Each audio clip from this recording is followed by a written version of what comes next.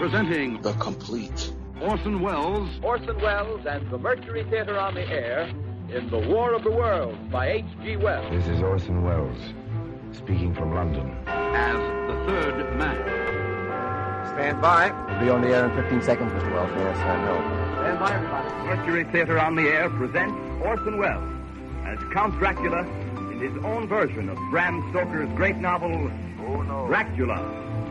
what evil lurks in the hearts of men? The shadow knows.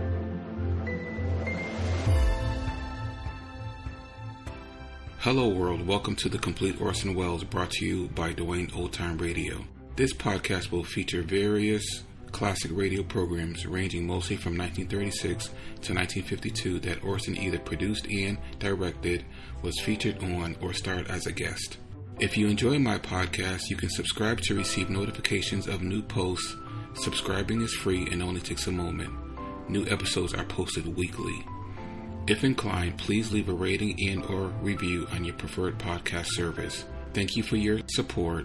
Hope you enjoyed the genius of Mr. Welles. Happy July, everyone. Welcome to July. We're going to start July with the Mercury Summer Theater of the Air. Well, this is the 14th episode from that series. This one is titled The Apple Tree by John Galsworthy. September 6, 1946.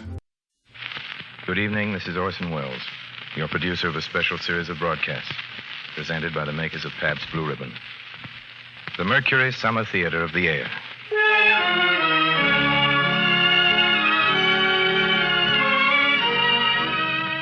Tonight and every Friday night, Pabst Blue Ribbon presents you with a front row seat in America's favorite summer theater. So, while America's famous producer, writer, director, Orson Welles entertains you, pour yourself a tall, frosted glass of Pabst Blue Ribbon and enjoy at the same time great entertainment and this truly great beer. And now, Mr. Welles. Tonight, the Mercury brings you one of the loveliest of all love stories. It's by John Galsworthy, and it's called The Apple Tree.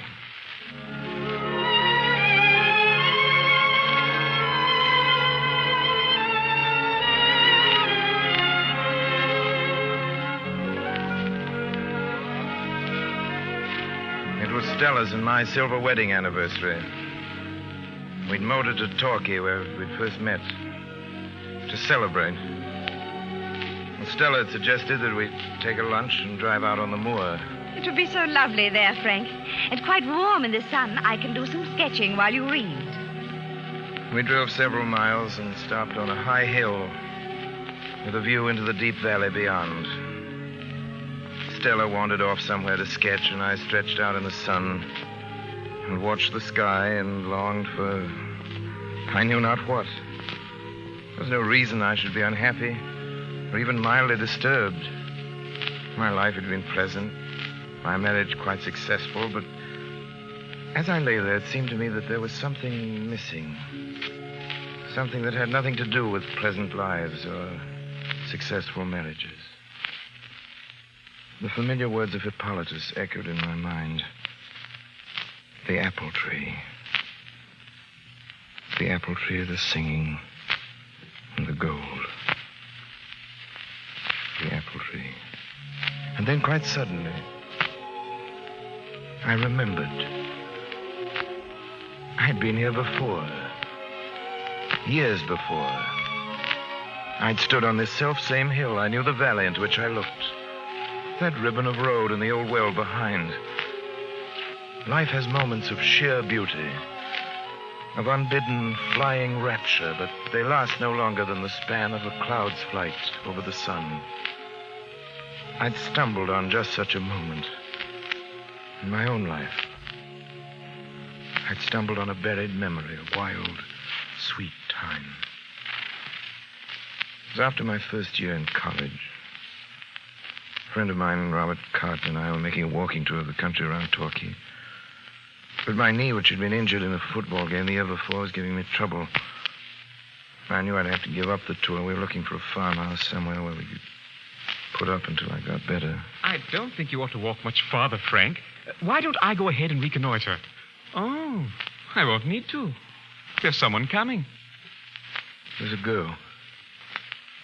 The wind blew her crude little skirt against her legs and lifted her battered tam o' shanter. It's clear she was a country girl. Her shoes were split, her hands were rough and brown, and her hair waved untidily across her forehead. But her lashes were long and dark, and her gray eyes were a wonder, dewy as if opened for the first time that day. Hello? Could you tell us if there's a farm near here where we could spend the night? My friend's getting pretty lame. There's our farm, sir. Oh, could you put us up? I'm sure my aunt would be glad to. If you like, I'll show you the way. We'd appreciate it very much. It's not very far, just down the valley. Right through the apple orchard, and we're there.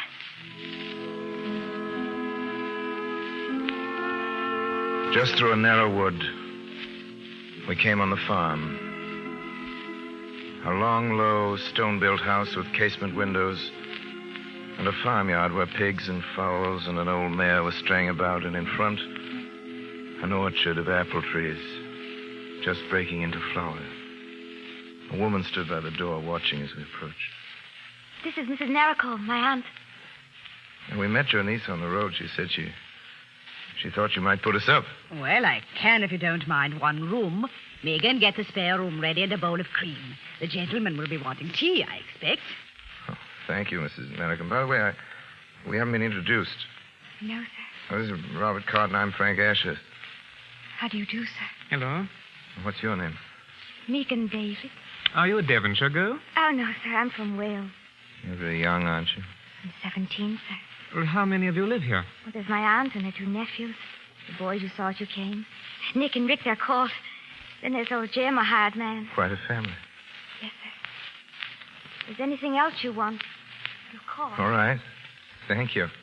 Pretty thing, isn't she? Huh? Pretty. She's like a flower. Like a wildflower. You come on unexpectedly in the woods. A bit poetic for me. But I see your point. I say, Frank, your knee is pretty bad. Yeah. Why don't you say I leave you here for a couple of days? Well, it does hurt like the devil. What about you? Well, I have to get back to London, but I can get the train from Torquay. That is, if you don't mind being left alone. As a matter of fact, I should like it. Nothing to do but dream and watch spring on a farm. I've always wanted to do that. Well, good luck to you, then. Look me up when you get to London. And be careful of the wildflowers.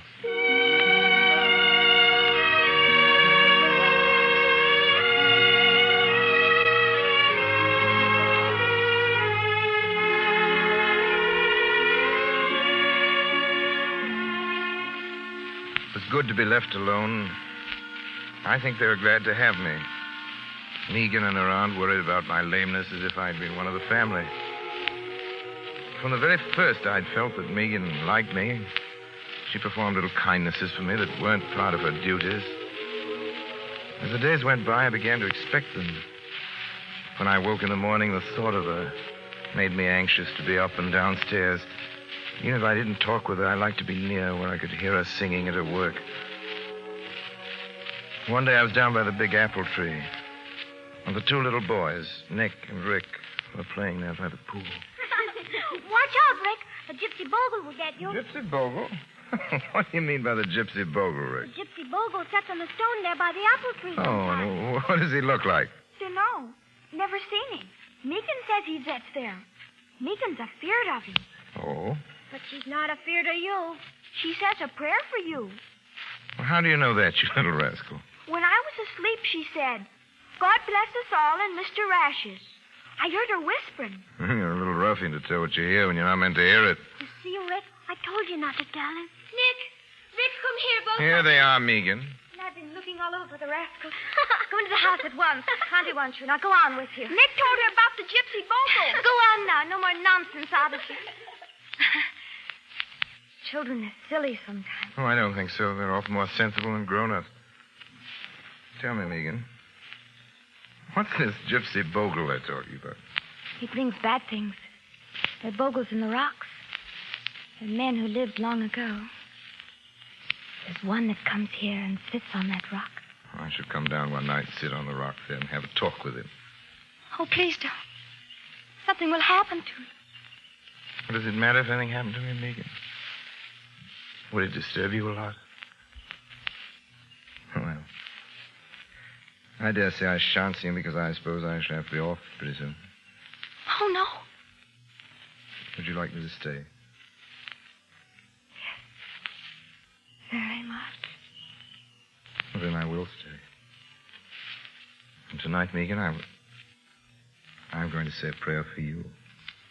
You're laughing at me. You're laughing at us, all of us. That's not true, Megan. Believe me, that's not true. Why? Wait, Megan. Your hair, it's caught in the apple blossoms. Don't move, Megan. Don't move. Oh, you're beautiful with those clusters of pink blossoms in your dark hair. Megan. Oh. You're so very, very sweet. You too. Megan, come here tonight to the big apple tree after they've gone to bed. Megan, promise. I promise.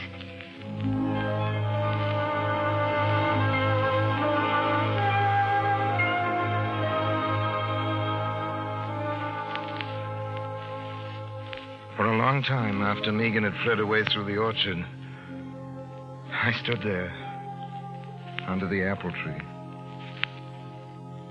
This was the beginning of what?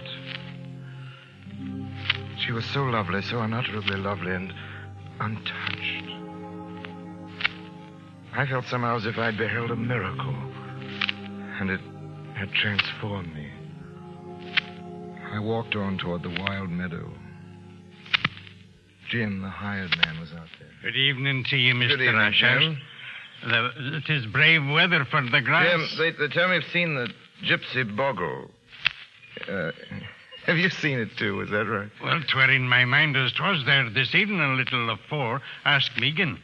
If she was there, she's seen him. Yeah. Yeah, she's sensitive. She feels everything. She's very loving-hearted. Loving-hearted. Aye. Yes. That was it. What was I to do about this girl who loved me so? And whom I loved? I walked for a long time. In the orchard, I broke off a spray from a crabapple tree. The buds were like Megan. Shell pink. Rose pink. Wild and fresh. And the opening flowers white and wild and touching.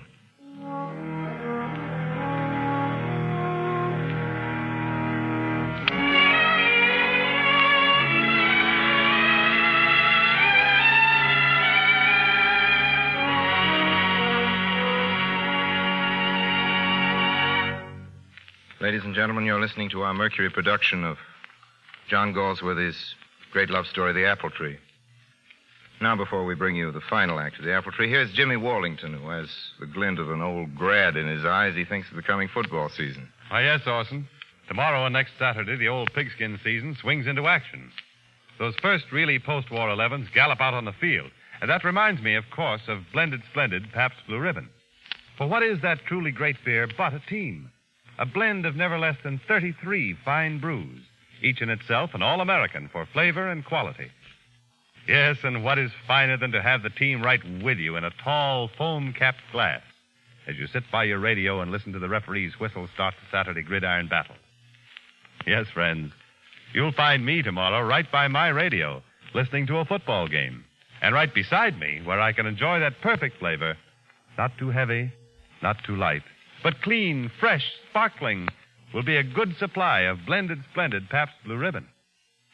And say, incidentally, friends, if you occasionally can't get all the Pabst Blue Ribbon you wish, please keep on asking your dealer for it. We're doing our best to get you your share of Blended Splendid Pabst Blue Ribbon. And now part 2 of Orson Welles' Mercury production of the famous love story by John Galsworthy, The Apple Tree.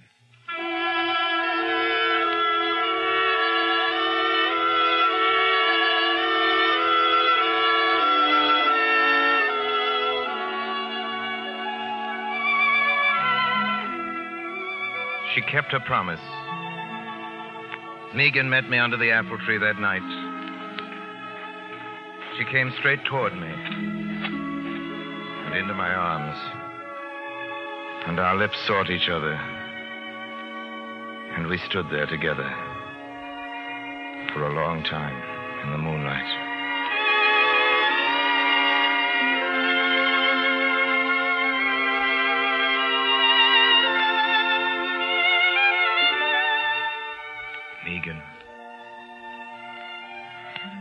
Megan, why did you come? Sir, you asked me to. Megan, darling, don't call me sir. Should I be calling you? Frank. Oh, I couldn't. But you love me, don't you? I couldn't help loving you, and I want to be with you. That's all. That's all. I shall die if I can't be with you. You shall be with me forever, Megan. Forever. We'll go to London. I'll show you the world. I don't care where we go. If I can be with you, that's all. Tomorrow, dear, I'll go to Torquay and get some money and get you some clothes that won't be noticed when we get to London. If you love me well enough, we'll be married. Oh, no, I couldn't. I only want to be with you. Oh, Megan, I'm not nearly good enough for you. Tell me, when did you begin to love me? When I saw you on the road and you looked at me. First night I loved you. But I never thought you'd want me. Oh, my darling. My darling. Oh, look. Look, the gypsy bogle. The gypsy bogle? Where? I don't see anything. They're sitting on the stone under the tree. Megan, there's nothing there, only the moonlight on the rock. I saw him, and I'm afraid. A bad sign. I must go in. Darling Megan, there's nothing there. There's no gypsy bogle. It's only your imagination. You don't see the bogles, but I see them. And I know. Good night. Megan! Megan! I heard the gate click. Knew she'd gone. Instead of her, only this old apple tree. And the scent of the woods. A little part of her. And above me and around, the blossoms. More living, more moonlit than ever. Seem to glow and breathe.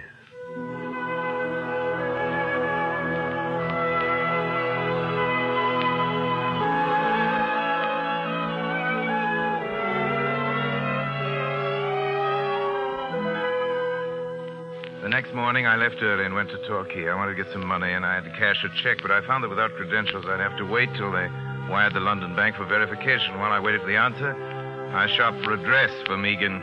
Here's something, sir. It's very smart. The more I looked at those modish gowns, the less they seemed suited to Megan.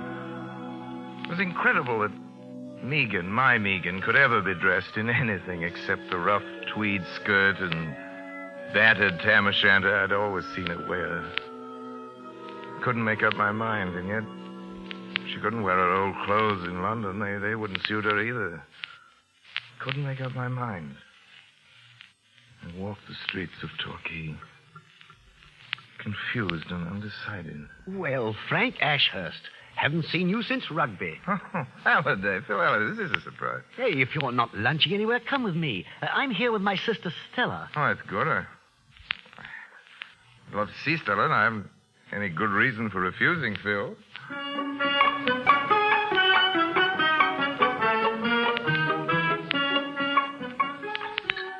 Oh, great Scott, I'd completely forgotten the time. It's after 3 and the bank's closed. Splendid. That means you'll have to stay over in No, Torquay. I can't do that. We should love to have you.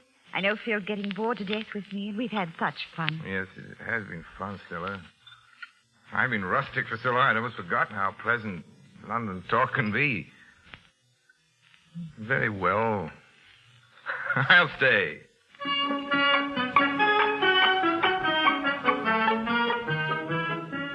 I sent a wire to Mrs. Narracombe. I hoped that Megan would understand. Just this one day away from her wouldn't matter. It was the life that I'd always known. Gay, cheerful, normal people. Just a few more hours of their life before I left it altogether. It didn't seem wrong. Stella was a pretty thing. Curious the calm way she looked at me. As if she understood everything and never questioned too deeply.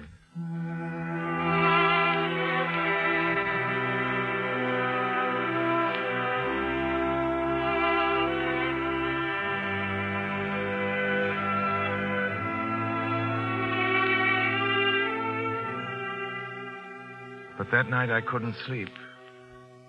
I thought of Megan. I was with her again. Under the living, breathing whiteness of the blossoms. The moonlight on her upturned face of innocence and humble passion. Megan. Poor little trusting Megan. How much did I really love her? How much was madness? And the spring and the wild beauty of her. I thought of Stella. Stella, cool, poised, and friendly. Stella belonged to the world I knew and understood, a world that understood me. Megan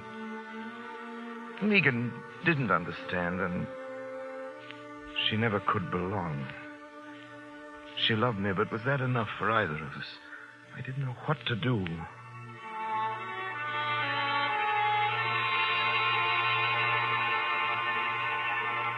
Phil and Stella had asked me to go with them to Totnes for a picnic. I hadn't given them a definite answer, nor had I sent any further wire to Mrs. Narracombe.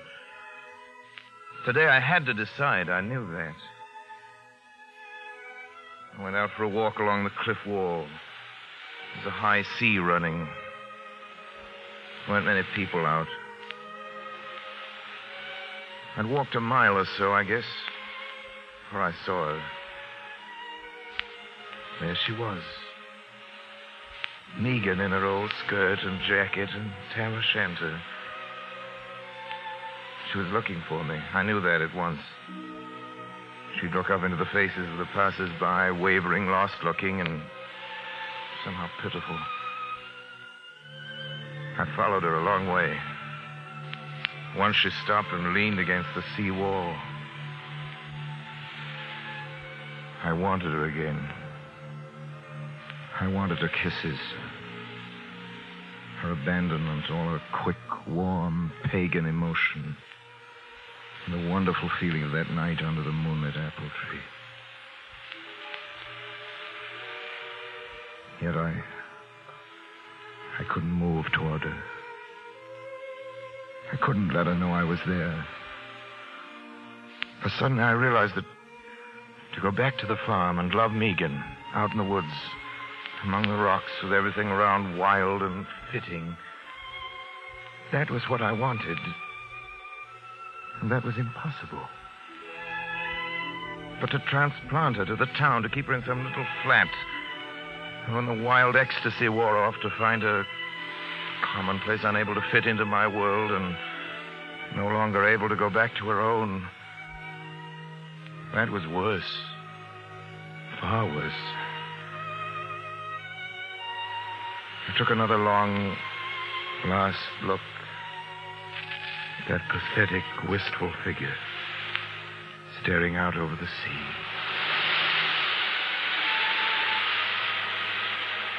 Goodbye, Megan. Goodbye, my darling. Goodbye.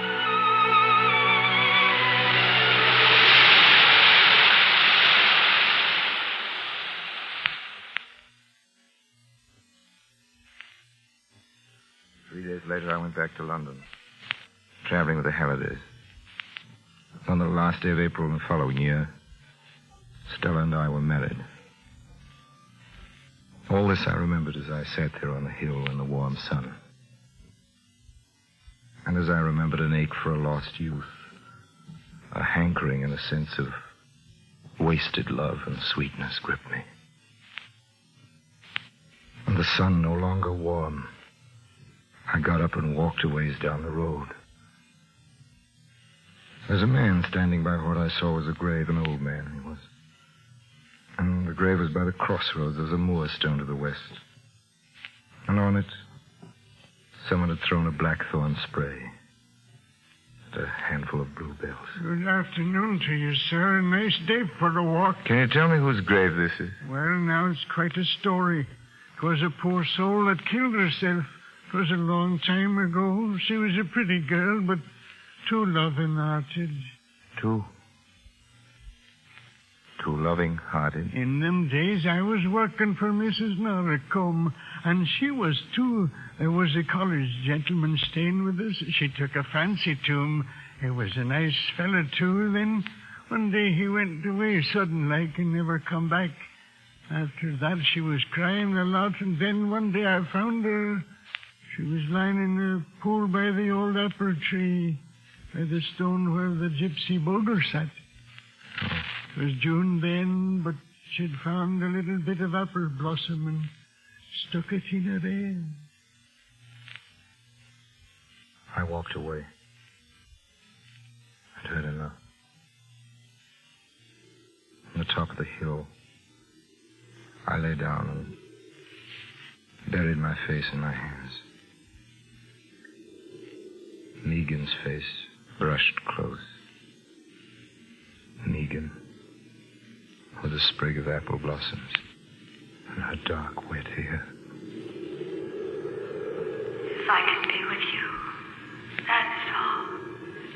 If I can be with you. Oh, there you are, Frank. Look at my sketch.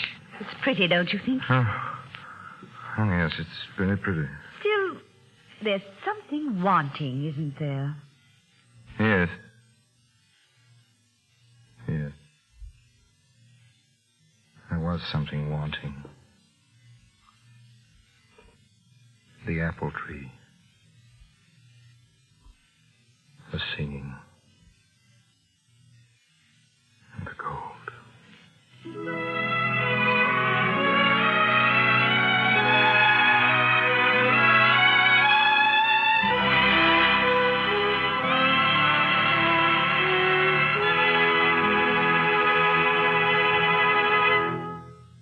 You have just heard the Orson Welles Mercury production of The Apple Tree by John Galsworthy. Mr. Wells will return in just a moment. But first, let me again remind you to be patient with your dealer when, occasionally these days, he is unable to supply you with all the Pabst Blue Ribbon you'd like. He's doing his best, you can be sure of that. Yes, and here's something else you can be sure of. Every single bottle of Pabst Blue Ribbon you do get will, as always, be the happy blending of never less than 33 fine brews. Yes, every foaming, frosty glass you enjoy will, as always, have that famous Pabst Blue Ribbon flavor. Not too heavy, not too light, but fresh, clean, sparkling, with a real beer taste coming through the way you like it. So keep asking for blended, splendid Pabst Blue Ribbon. And now, Mr. Wells. Ladies and gentlemen, because we have a couple of minutes before it's time to say goodnight, I'd like to read you a poem. Like our story tonight, it deals with love and lost love. It's by Ernest Dawson. It's a great favorite. It's called Cinera.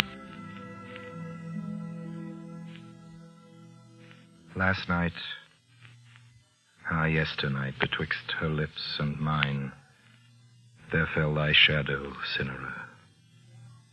Thy breath was shed upon my soul between the kisses and the wine. And I was desolate and sick of an old passion. Yea, I was desolate and bowed my head. I have been faithful to thee, Cinera, in my fashion. All night upon mine heart I felt her warm heart beat. Night long within mine arms in love and sleep she lay. Surely the kisses of her bought red mouth were sweet. But I was desolate and sick of an old passion when I awoke and found the dawn was gray. I have been faithful to thee, Cinera, in my fashion. I have forgot much, Cinera. Gone with the wind, flung roses riotously with the throng, dancing to put thy pale, lost lilies out of mind. But I was desolate and sick of an old passion. Yea, all the time, because the dance was long. I have been faithful to thee, Cinera, in my fashion. I cried for madder music and for stronger wine. And when the feast is finished, and the lamps expire, then falls thy shadow, Cinera. The night is thine. And I am desolate and sick of an old passion, yea, hungry for the lips of my desire. I have been faithful to thee, Cinera, in my fashion. And now it's time to say goodnight. Next week's show is Shakespeare's King Lear. Till then, we remain as always, obediently yours.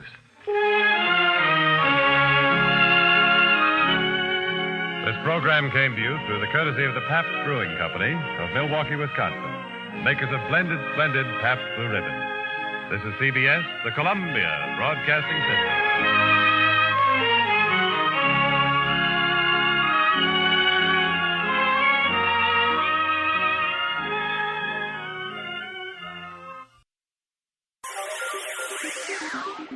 Thank you for listening to and showing your support for my podcast.